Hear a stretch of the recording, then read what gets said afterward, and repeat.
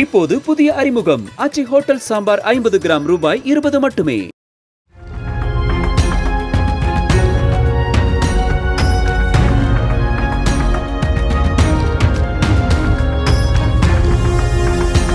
சென்னை அமைந்த கரையில் பாஜகவின் சட்டமன்ற தேர்தல் தலைமை அலுவலகம் திறக்கப்பட்டது.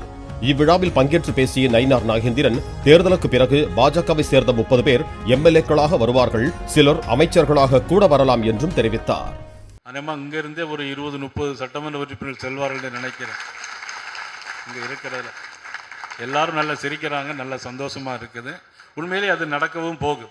பின்னால் ஒரு பெரியவர் ஆசீர்வாதம் வாங்கிட்டார் அண்ணன் விபி துரைசாமி, அமைச்சர்களாக கூட வருவார்கள் என்று.